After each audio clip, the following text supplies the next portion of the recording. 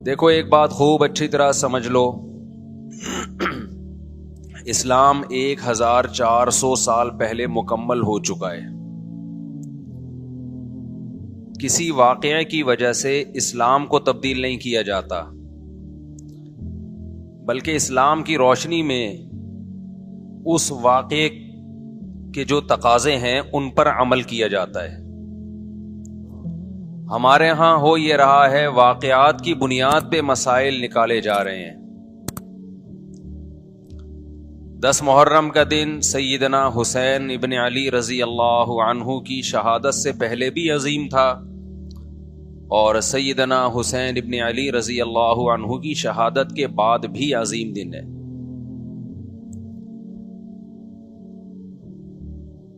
آج آپ نے ایک نعرہ بہت سنا ہوگا کہ جی اسلام میں فرقہ واریت نہیں ہے، ہم کسی فرقے سے نہیں ہیں۔ میں بار بار کہتا ہوں کہ یہ بڑا خوشنما نعرہ ہے جو سننے میں بہت اچھا لگتا ہے۔ کچھ باتیں سننے کی حد تک بہت اچھی ہوتی ہیں، لیکن پریکٹیکل لائف میں ان کی ویلیو بالکل بھی نہیں ہوتی۔ جب آپ پریکٹیکل لائف میں آتے ہیں تو پھر آپ کو یہ فیصلہ کرنا پڑتا ہے کہ آپ کس فرقے سے تعلق ہے آپ کا۔ آپ سنی ہیں، شیعہ ہیں، معتزلہ ہیں، مرجیہ ہیں، قدریہ ہیں، ناصبیہ ہیں، کیا ہے آپ کا فرقہ؟ یہ کہہ دینا آسان ہے، میرا کوئی فرقہ نہیں ہے۔ اس پر سب سے بڑا اشکال یہ ہوتا ہے، یہ میں اس لیے فرقے کی بات کر رہا ہوں کہ آپ کو بھی طے کرنا پڑے گا کہ آپ یا تو شیعہ بن جاؤ بھائی، یا سنی بن جاؤ، ایک طرف ہو جاؤ آپ۔ محرم میں شیعہ بنے ہوئے ہوتے ہیں، رمضان میں سنی بنے ہوئے ہوتے ہیں، ربیع الاول میں بریلوی بنے ہوئے ہوتے ہیں، تو پتہ ہی نہیں چلتا کہ ٹکتا ہی نہیں ہے کسی ایک جگہ۔ اور یہ جو نعرے ہیں نا کہ اسلام میں فرقے نہیں ہیں، یہ ویسے ہی قرآن و سنت کی روشنی میں غلط ہیں۔ اسلام میں 73 فرقے، حدیث میں آتا ہے میری امت 73 فرقوں میں ڈیوائیڈ ہوگی، جن میں ایک جنتی ہوگا اور 72 جہنمی ہوں گے۔ تو وہ ایک جنتی بھی تو فرقہ ہی ہوگا نا۔ جس نے عمل نہیں کرنا ہوتا نا، وہ یہ کہہ کے جان چھڑاتا ہے کہ میرا کوئی فرقہ نہیں ہے، تاکہ وہ بے پیندے کے لوٹے کی طرح لڑکتا رہے، کبھی ادھر کبھی ادھر، کیونکہ عمل تو کرنا نہیں ہے اس نے۔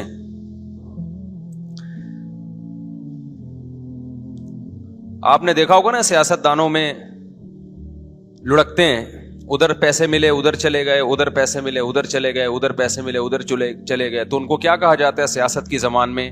لوٹا کہا جاتا ہے۔ بھائی تم ایک سیاسی جماعت کے بارے میں سوچو جو تمہیں صحیح لگے، پھر اس پہ ڈٹ جاؤ۔ تو اسلام میں بھی 73 فرقے ہوں گے، نبی نے فرمایا۔ عین ممکن ہے ابھی 73 نہ ہو، کم ہو، لیکن قرب قیامت تک کتنے ہو جائیں گے؟ 73۔ ہو سکتا ہے ابھی 73 نہ ہو، ابھی 7 ہوں یا 8 ہوں یا 10 ہوں یا 15 ہوں، لیکن ہیں۔ اب ان میں سے ایک کیا ہے؟ بولو، جنتی ہے۔ تو آپ کو پتا ہونا چاہیے۔ موضوع سے ہٹ کے تھوڑی سی بات کروں گا، کیونکہ اس بات کی بھی کو لوگ غلط پہلو دے سکتے ہیں کہ فرقوں سے مراد کیا ہے۔ یہ جو فروعی مسائل کا اختلاف ہوتا ہے ائمہ اربعہ میں، یہ فرقوں میں داخل نہیں ہے۔ یہ چیز رفع الیدین کے ساتھ نماز پڑھنا، بغیر رفع الیدین کے پڑھنا، آمین زور سے، آمین آہستہ، یہ تو صحابہ کرام میں بھی اختلاف تھا، یہ تو صحابہ کے دور میں بھی تھا، حالانکہ صحابہ کے دور میں 2 فرقے نہیں تھے۔ تو قرآن و حدیث کی تشریح میں جب اختلاف ہوگا، اس اختلاف کو فرقہ واریت نہیں کہا جائے گا، یہ ان 73 فرقوں میں شامل نہیں ہوگا۔ جیسے نبی صلی اللہ علیہ وسلم نے صحابہ کا لشکر بھیجا کہ بنو قریظہ پہنچ کے نماز پڑھنا عصر کی، کئی بار یہ حدیث بیان کر چکا ہوں۔ راستے میں نماز کا وقت قضا ہونے لگا، بعض صحابہ نے کہا بھائی فوراً پڑھ لینی چاہیے، نبی کا حکم تھا، مگر نماز قضا ہونے کا تو نبی کو علم نہیں تھا کہ راستے میں قضا ہو جائے گی۔ بعض نے کہا نہیں، نبی کا مطلب کو چھوڑو، نبی کے الفاظ دیکھو، الفاظ یہی ہیں کہ نہیں پڑھنی۔ تو 2 فرقوں میں بڑھ گئے نا، ایک کہہ رہا ہے اثر پڑھنی ہے، ایک کہہ رہا ہے نہیں پڑھنی، لیکن نبی نے دونوں کو ملامت نہیں کی۔ وجہ کیا تھی کہ یہ حدیث کی تشریح میں اختلاف کی وجہ سے 2 حصوں میں بٹے تھے، وہ رائے کا اختلاف ہوا تھا۔ تو یہ فرقہ واریت میں داخل نہیں ہے، یہ تو علماء میں ہوتا ہے، صحابہ میں ہوا. اس میں تو جس مفتی کی بات پر زیادہ اعتماد ہوگا اس کے فتوے کو فالو کیا جائے گا اور دوسرے پہ طنز نہیں کیا جائے گا. لیکن کچھ اختلافات اس سے اوپر کے ہیں. میں سمجھا پا رہا ہوں اپنی بات؟ آ رہی ہے نا؟ آسان مشکل بات تو نہیں کرنا میرے. کچھ اختلافات اس سے اوپر کے ہیں. یہ حنفی، مالکی، شافعی، حنبلی اختلافات یہ وہ اختلاف نہیں ہے جو 73 فرقوں والے ہیں. یہ تو سب ایک دوسرے کو برحق سمجھتے ہیں. ابھی آپ نے سنا ہوگا امام حرم نے خطبہ دیا مسجد نبوی میں بھی، مسجد حرام میں بھی. میں چاروں ائمہ کا تذکرہ کیا، ابو حنیفہ، مالک، شافعی، احمد ابن حنبل، ان کا کہ ان کے فالوورز جو خطبے کا میں مفہوم بیان کر رہا ہوں کہ ہم نے قرآن و سنت کو ان کی رہنمائی میں سمجھنا ہے. بہت اچھا خطبہ تھا، اس کا مفہوم میں خلاصہ پیش کر رہا ہوں.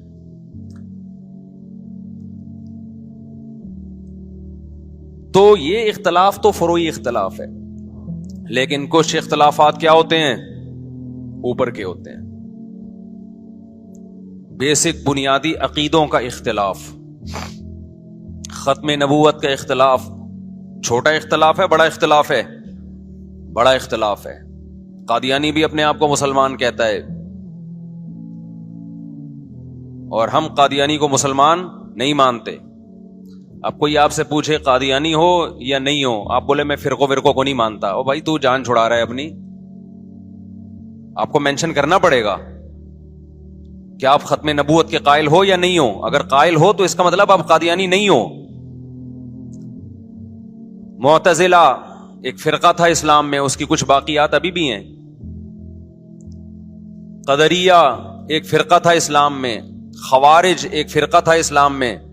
بہت سے فرقے تو ہوئے، بنے اور تحلیل ہو گئے، اپنی اصل فارم میں رہے نہیں. کچھ لوگوں نے تقدیر کا انکار کیا، اسلام میں ایسے فرقے بھی پیدا ہوئے. اب تقدیر کا جو انکار کیا انہوں نے، یہ چھوٹا اختلاف تھا یا بڑا اختلاف تھا؟ بولو، بولنا پڑے گا آپ لوگوں کو پلیز.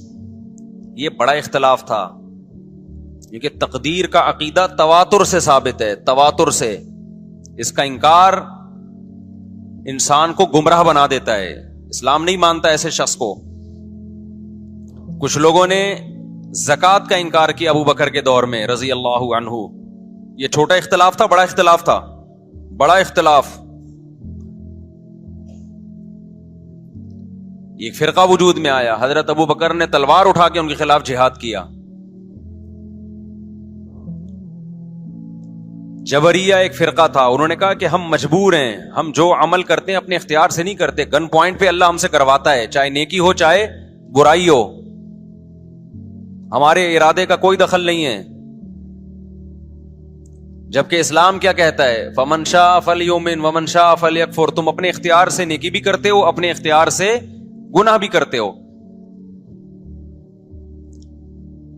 ہاں یہ پہلے سے لکھا ہوا ہے، اللہ کے علم میں ہے کہ کون کیا کرے گا، تو اسی کے حساب سے کرے گا وہ، لیکن کرے گا اپنے اختیار سے. تو یہ بھی ایک فرقہ وجود میں آیا. ایک فرقہ وجود میں آیا جس نے کہا کہ ہم قیامت کے دن بھی ان آنکھوں سے اللہ کا دیدار نہیں کر سکتے.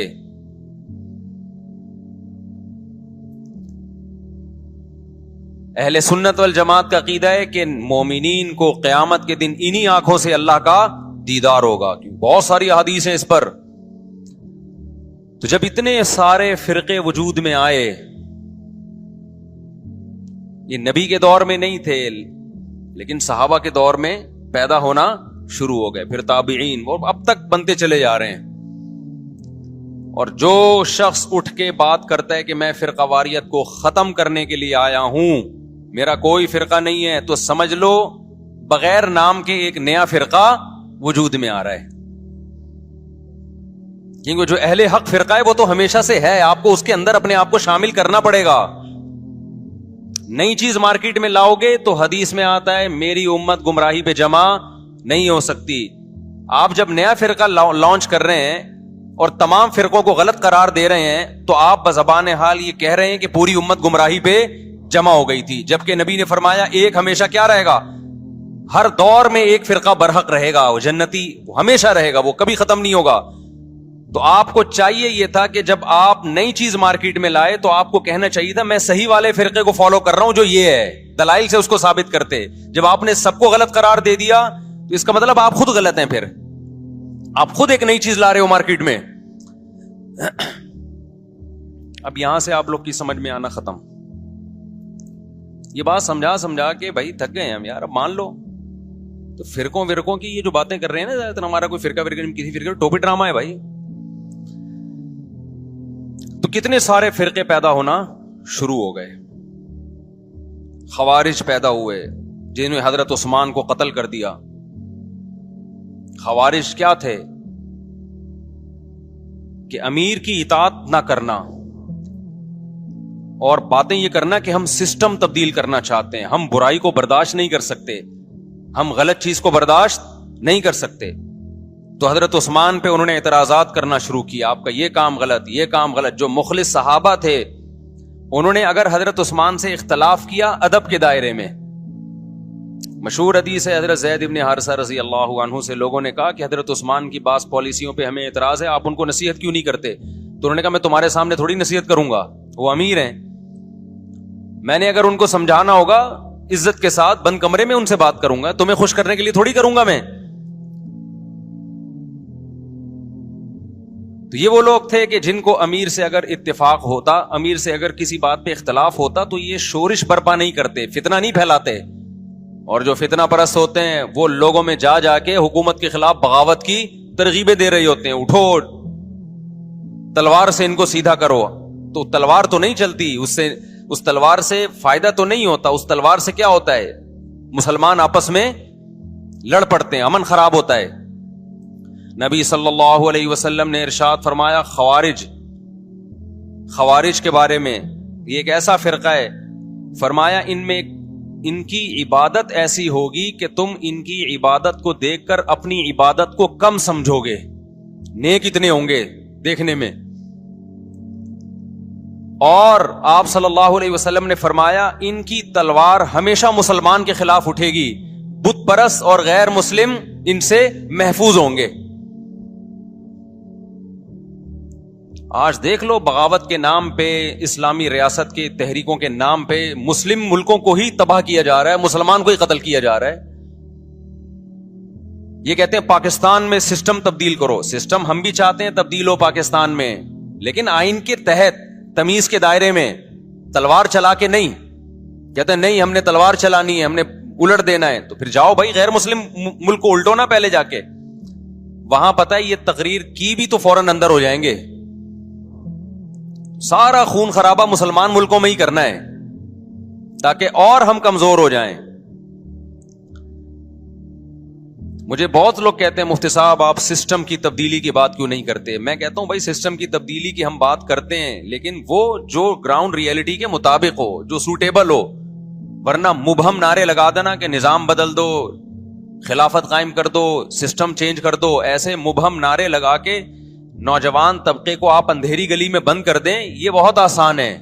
ایسا جنازہ جس کو پتہ ہی نہیں کہ دفنانا کہاں ہے ہم نے.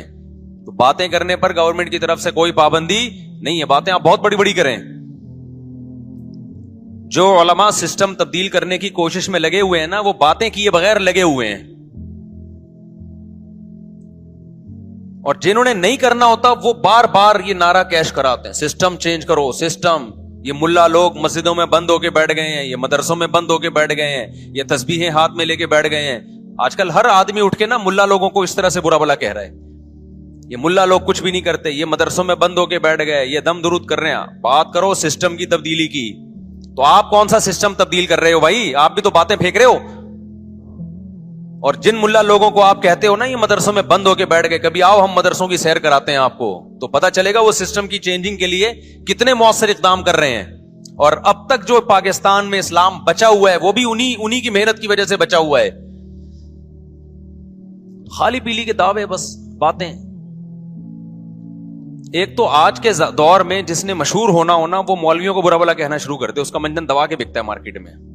سارے مولوی ایسے، سارے مولوی ایسے. لوگ کہتے ہیں ایک مسیحا آ گیا ہے بھائی، سب کو غلط کہہ دیا اب یہ ہے صحیح. لیکن ان دلوں میں تیل ہوتا نہیں ہے, باتیں ہوتی ہیں باتیں. تو میں فرقوں کی بات کر رہا تھا محرم کے حوالے سے کہ آپ کو یہ مینشن کرنا پڑے گا آپ کدھر کے ہو, ادھر ہو یا ادھر ہو. تو میں عرض کر رہا تھا کہ اسلام میں بہت سارے فرقے پیدا ہوئے. ایک فرقہ پیدا ہوا جس نے کہا کہ قیامت کے دن ہم اللہ کا دیدار نہیں کر سکتے. تو ان تمام فرقوں میں صحیح کون ہے غلط کون ہے, اس کے لیے جو اہل حق لوگ تھے انہوں نے ایک معیار قرار دیا کہ یہ عقیدے جن کے ہوں گے تو ہم اس کو فرقہ ناجیہ سمجھیں گے, وہ فرقہ جو نجات پانے والا ہے.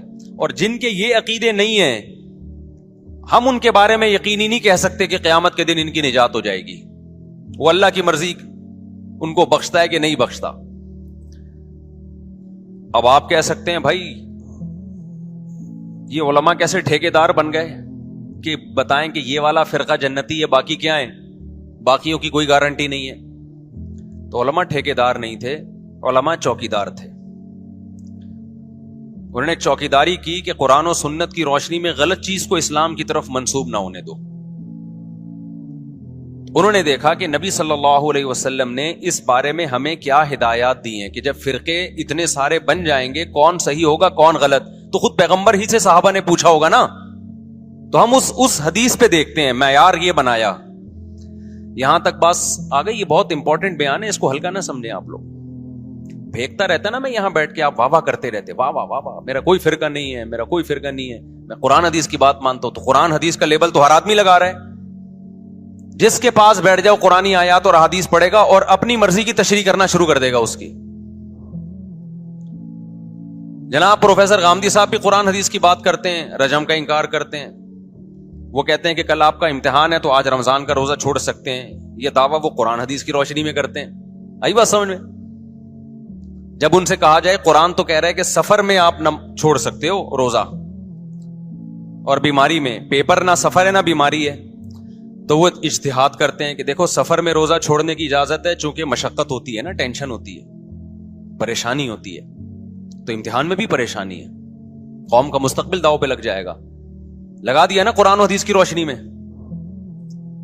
پھر ان سے جب سوال پوچھا جائے کہ اچھا جی اگر سفر میں روزہ چھوڑنا ٹینشن کی وجہ سے, ہم تو کہتے ہیں چاروں ائمہ کا اجماع ٹینشن وجہ نہیں ہے, سفر ہی وجہ ہے, چاہے ٹینشن نہ بھی ہو. لیکن اگر اس کی ریزن ٹینشن ہے تو جس سفر میں پھر ٹینشن نہ ہو, آرام دہ سفر ہو, اس میں روزہ چھوڑنے کی اجازت نہیں ہونی چاہیے. یہاں آگے وہ ڈنڈی مارے جاتے ہیں کہ نہیں جی پھر بھی روزہ آپ چھوڑ سکتے ہو سفر میں. بھائی سفر میں آپ نماز کو مختصر کرو گے, 4 کی 2 پڑھو گے, چاہے ٹینشن ہو یا نہ ہو, تو سفر پہ مدار ہے, ٹینشن پہ نہیں ہے. غامدی صاحب کہتے ہیں ٹینشن پہ مدار ہے, لہذا امتحان میں بھی ٹینشن ہے, چھوڑ دو آپ روزہ. تو بھائی اگر ٹینشن پہ مدار ہے تو سفر میں اگر آپ سہولت سے سفر کر رہے ہو تو پھر 4 کی 2 کی اجازت نہیں ہونی, پھر پوری 4 ہونی چاہیے. تو یہ اصول فقہ ہے جو جناب غامدی صاحب نے نہیں پڑھا. اصول فقہ میں یہ چیزیں پڑھائی جاتی ہیں کہ کون سی دلیل کدھر فٹ کرنے کی ہے تاکہ مغالطہ نہ ہو. یہ علماء پڑھتے ہیں, یہ آج کل جو اسکالرز آ رہے ہیں وہ نہیں پڑھتے, لہذا وہ فیصلہ بھی نہیں کر سکتے کہ قرآن کی کون سی آیت کدھر فٹ ہو سکتی ہے کدھر نہیں ہو سکتی. سمجھتے ہو کہ نہیں سمجھتے ہو؟ تو اب 73 فرقے جہنم میں, 72 جہنم میں, 1 جنت میں, تو وہ ایک بھی فرقہ ہی ہوگا نا. یا یہ کہنا کہ اسلام میں کوئی فرقہ ہی نہیں ہے, تو وہ ایک کون سا؟ نبی صلی اللہ علیہ وسلم سے صحابہ نے پوچھا کون سا جنت میں جائے گا؟ آپ نے فرمایا ما انا علیہ و اصحابی. نام نہیں لیا کہ دیوبندی, بریلوی, اہل حدیث, شیعہ, سنی, رافضی, خوارج, کچھ نام نہیں لیا آپ نے, ورنہ سب وہ نام رکھ لیتے. تو آپ نے فرمایا ما انا علیہ و اصحابی. آپ نے علامت بتائی کہ جس پر میں اور میرے صحابہ. اس حدیث نے دودھ کا دودھ اور پانی کا پانی کر دیا. اس حدیث کی تشریح تو میں کئی بار کر چکا ہوں, لیکن آج محرم کے حوالے سے اس کی تشریح میں کروں گا تاکہ اس حدیث کو ہم محرم پہ فٹ کر سکیں. کہ محرم کے معاملے میں ہم صحابہ کے طریقے پر ہیں یا نہیں ہیں. تو ما انا علیہ و اصحابی، آپ صلی اللہ علیہ وسلم نے یہ نہیں فرمایا جو قرآن کے راستے پر ہوگا، اس لیے کہ ہر فرقہ اپنے آپ کو منسوب کس کی طرف کرتا ہے؟ قرآن کی طرف، پھر اس کی تشریح اپنی مرضی سے کرتا ہے. کیونکہ جب اسلام میں فرقہ ہوگا وہ تو نسبت قرآن کی طرف تو کرے گا نا. وہ بھائی اسلام کی طرف نسبت میں پہلی شرط یہ کہ آپ قرآن کو تو مانتے ہو. جو قرآن ہی کی طرف نسبت نہیں کرے گا پھر تو لوگ ویسے ہی اس کو غیر مسلم سمجھیں گے. اس لیے نبی نے قرآن کا نام نہیں لیا. ما انا علیہ، جس پر میرا عمل. اس سے پتا چلا قرآن کی ایسی تشریح کرنا جس پر پیغمبر کا عمل نہیں تھا، یہ تشریح معتبر نہیں ہے. آپ آج کل کے خطیبوں کی تقریریں سنو، جو جاہل خطیب ہوتے ہیں، مجمع گرم رکھنے کے لیے قرآن کی آیتوں کے ایسے مفہوم بیان کرتے ہیں جو نہ ہم نے کبھی سنے، نہ ہمارے حاشیے خیال، علماء کے حاشیے خیال میں بھی نہیں گزرے. پتہ نہیں کہاں سے لا رہے ہوتے ہیں ایسی تفسیر. تو نبی نے فرمایا جس پر میرا عمل. لیکن اتنا کافی نہیں ہے. بعض لوگ قرآن اور نبی کے عمل کی ایسی تشریح کریں گے جس کو صحابہ بولو نہیں مانتے، جس پر صحابہ کا عمل نہیں تھا. تو آپ نے فرمایا وہ تشریح ما انا علیہ و اصحابی، جو میرے اور صحابہ کے راستے پر ہوگا، وہ فرقہ کیا ہے؟ جنتی ہے. سمجھتے ہو کہ نہیں سمجھتے؟ اب دیکھیں بڑی زبردست بات ہمارے سامنے آ گئی کہ جو جنتی فرقہ ہے اس کی علامت کیا ہے؟ صحابہ کے راستے کو نہیں چھوڑے گا اور پیغمبر کے راستے کو نہیں چھوڑے گا. دیکھے گا پیغمبر کی کیا تعلیمات اور صحابہ نے اس پر کیسے عمل کیا. علماء نے کہا کہ جس میں یہ علامتیں پائی جائیں گی اس کا مطلب وہ فرقہ ناجیہ ہے، ناجیہ نجات یافتہ. تو علماء نے اس کو ایک نام بھی دے دیا یہ اس علامت کی بیس پہ. یہ نام علماء نے دیا تاکہ نام سے پہچان ہو جائے کہ اس حدیث کے معیار پہ یہ فرقہ اترتا ہے یا نہیں اترتا. تو حدیث میں دو چیزوں کا ذکر تھا، ایک سنت اور ایک صحابہ. تو صحابہ کے لفظ کو جماعت سے تعبیر کیا، یعنی اجماع صحابہ. صحابہ کا جو اجماع ہے نا اس کے خلاف نہ ہو، صحابہ کے راستے سے نہ ہو، اس کو الجماع کہا گیا اور نبی کے طریقے کو سنت کہا گیا. تو اس لیے اس فرقے کا نام جو نجات یافتہ تھا اسلاف نے نام رکھا اہل السنت والجماعہ. کھوپڑی شریف میں بات آ گئی، اہل سنت والجماعت جو حدیث کو بھی مانتے ہیں اور صحابہ کو بھی مانتے ہیں. لیکن ظلم یہ ہوا کہ بہت سے لوگ جو نہ سنت کو مانتے نہ صحابہ کو مانتے، انہوں نے اپنا نام اہل سنت والجماعت رکھ لیا. حالانکہ نام میں کچھ نہیں رکھا. اصل کیا ہونا چاہیے؟ کام وہ ہونا چاہیے جو سنت اور جماعت کے مطابق ہو. تو اب یہ نہیں کہ جو فرقہ بھی اہل سنت والجماعت کا لیبل لگا کے آ جائے آپ نے اس کو جنتی ماننا شروع کر دینا. نا نا نا نا نا، آپ نے علامت دیکھنی ہے کہ اس میں اہل سنت والجماعت والی علامتیں پائی جاتی ہیں، وہ عقیدے ہیں جو اہل سنت والجماعت کے ہیں، پھر تو ہم مانیں گے، ادروائز اس کو ہم فرقہ ناجیہ میں نہیں مانیں گے. بات آ رہی ہے سمجھ میں کہ نہیں آ رہی ہے؟ تھوڑی علمی پیچیدہ بحث ہو گئی میرا خیال ہے آج. یہ فرقہ واریت نا ایک بڑا ٹاپک بن چکا ہے. ہر آدمی فرقہ واریت کے نام پہ منجن بیچ رہا ہے کہ میں فرقہ واریت نہیں مانتا، میں یہ مانتا ہوں. ابے تم بس کر دو یار، بس کرو. آپ باتیں کرنے پر گورنمنٹ کی طرف سے کوئی پابندی نہیں ہے، پریکٹیکل لائف میں نہیں چلتا یہ سب کچھ. تو جو اہل سنت والجماعت سچی مچی کے تھے، اب اہل سنت والجماعت میں بھی ہر آدمی اہل سنت والجماعت بنا ہوا ہے. اہل سنت والجماعت کی جو شارٹ فارم اردو میں آئی اس کو سنی کہا گیا. سنت سے نکلا یہ لفظ. اس کو کیا کہا گیا؟ بولو نا کیا ہو گیا؟ سنی. یہ اہل سنت والجماعت کی کیا ہے؟ کیونکہ اتنا ٹائم نہیں تھا پاکستانیوں کے پاس کہ وہ اتنا لمبا نام لیتے اہل سنت والجماعت، تو انہوں نے اس کو کیا کہنا شروع کر دیا؟ وی آر سنی. تو ہم کیا ہیں بھائی؟ فرقہ ہم 73 فرقوں میں ہمارا فرقہ کون سا ہے؟ ہم سنی ہیں، جو اہل سنت والجماعت کی شارٹ فارم ہے. یہاں تک بات کھوپڑی شریف میں آ گئی. اب جو سنی ہے نا ان کے کچھ مخصوص عقیدے ہیں, وہ عقیدے ہوں گے تو آپ سنی ہوگے, وہ عقیدے نہیں ہے تو آپ سنی نہیں ہے. لیبل لگاتے رہو. جیسے وہ بار بار میں چٹکلا سناتا ہوں نا کہ ایک آدمی نے چاول کی بوری پر, چینی کی بوری پر چاول لکھا ہوا تھا. لوگوں نے پوچھا بھائی اندر چینی ہے باہر چاول, کہتا ہے مکھیوں کو دھوکہ دینے کے لیے, مکھیاں بہت بیٹھتی ہیں. تو لیبل کیا لگا دیا چاول کا, اندر کیا ہے چینی. تو ایسے ہی بہت سے لوگ لیبل یہ لگاتے ہیں کہ اہل سنت والجماعت, ہم سنی ہیں.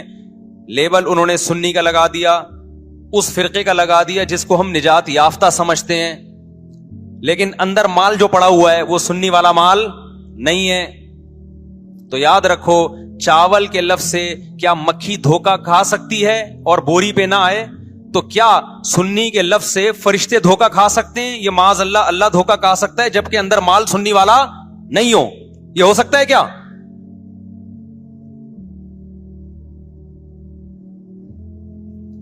تو اس لیے میں کہتا ہوں آپ ایک چیز ہو جاؤ, یا سنی ہو جاؤ یا شیعہ ہو جاؤ یا کچھ اور ہو جاؤ. کبھی ادھر جا رہا ہے کبھی ادھر جا رہا ہے, کبھی ادھر لڑک رہا ہے. محرم میں شیعہ بن رہا ہے, ربیع الاول میں بریلوی بن رہا ہے, رمضان میں انسان کا بچہ بنتا ہے. تھوڑا میں یہ نہیں کہہ رہا کہ بریلوی انسان کے بچے نہیں ہیں, یعنی رمضان میں ایسا لگے گا جیسے بہت نیک آدمی.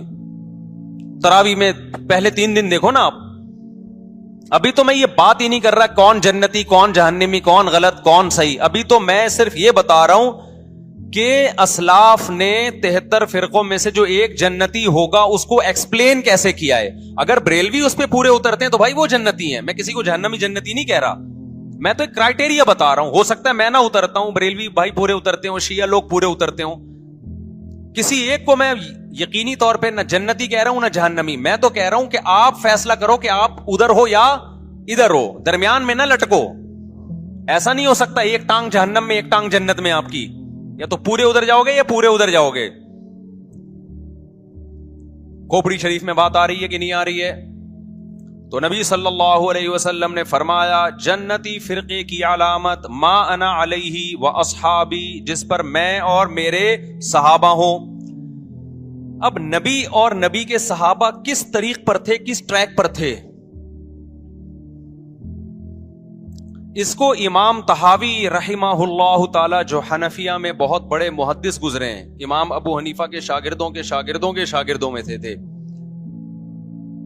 انہوں نے اس دور میں ایک کتاب لکھی عقیدہ طحاویہ کے نام سے, اور اس میں اہل سنت والجماعت کے عقائد اور ان کی بنیادی عقیدوں کو ایکسپلین کیا. ایک متن لکھا جو پوری دنیا میں مانا گیا, اور پوری دنیا کے علماء کا اتفاق ہوا کہ اہل سنت والجماعت میں داخل ہونے کے لیے ان عقیدوں کا ہونا ضروری ہے. اہل حدیث نے بھی مانا اس کو, اب اہل حدیث کی یونیورسٹی میں پڑھایا جاتا ہے, حنفیوں نے بھی مانا, مالکیوں نے بھی مانا, شافعیوں نے بھی مانا, حنبلیوں نے بھی مانا, سعودی عرب کی یونیورسٹی میں بھی پڑھائی جاتی ہے. وہ لکھنے والے اگرچہ حنفی تھے لیکن وہ جو عقیدے تھے وہ سب کے ہیں. وہ اس سے اہل سنت غیر اہل سنت سے کیا ہو رہے تھے, ان میں فرق ہو رہا تھا. سمجھتے ہو کہ نہیں سمجھتے؟ اس کتاب کا نام کیا ہے؟ العقیدۃ الطحاویہ.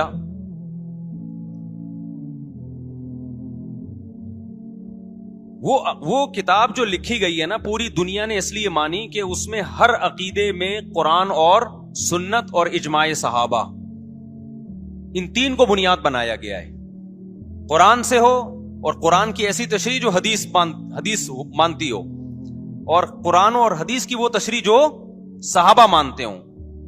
لہذا اس وقت پوری دنیا میں جو اہل حق علماء تھے ان کا اتفاق ہو گیا, اور اب تک یہ اتفاق چلا آ رہا ہے کہ جو ان عقیدوں سے ہٹے گا وہ یا تو قرآن کے راستے پر نہیں ہے, یا نبی کے راستے پر نہیں ہے, یا صحابہ کے راستے پر نہیں ہے. اٹ مینس کہ وہ اہل سنت والجماعت سے خارج ہے. خارج کہہ کے ہم اس کو کافر نہیں کہہ رہے, کافر کہنا نہ کہنا یہ ایک الگ بحث ہے. کچھ کافر ہیں کچھ کافر نہیں ہے, لیکن وہ نجات یافتہ فرقوں میں نہیں ہے. بہرحال وہ اس فرقے میں نہیں ہے جس کی نبی صلی اللہ علیہ وسلم نے جنت میں جانے کی گارنٹی لی ہے. سمجھتے ہو کہ نہیں سمجھتے ہو؟ اب ان عقیدوں میں کیا ہے بھائی؟ وہ ایک اہل سنت والجماعت جب بھی کوئی مسئلہ نکالیں گے اس کی بنیاد 4 چیزیں ہوں گی: قرآن، حدیث، اجماع امت. یعنی ایسی تشریح کبھی نہیں کی جائے گی قرآن و سنت کی جو امت کے اجماع کے خلاف ہو، کیونکہ امت حدیث میں بہت دفعہ یہ ہے کہ امت گمراہی پہ جمع نہیں ہو سکتی. آپ ایسی تشریح کسی حدیث کی کر رہے ہیں جو کوئی بھی نہیں مانتا اب تک، اس کا مطلب آپ گمراہی پھیلا رہے ہیں. اور چوتھی چیز ہے قیاس. بعض مسائل قرآن و حدیث میں واضح نہیں ہیں لیکن قرآن اور حدیث میں ان کی طرف اشارے ہیں، تو مجتہد کیا کرتا ہے کہ وہ قرآن و حدیث کے ان معنی اور مضمون میں غوطے لگا کے وہ مسائل کا استنباط کرتے ہیں، زمانے کے حساب سے نئے نئے مسائل اخذ کرتے ہیں. سمجھتے ہو کہ نہیں سمجھتے؟ تو 4 اصول اہل سنت والجماعت کے: قرآن سے مسئلہ نکالا جائے گا، حدیث سے نکالا جائے گا، اجماع امت سے، اور چوتھے نمبر پہ قیاس سے.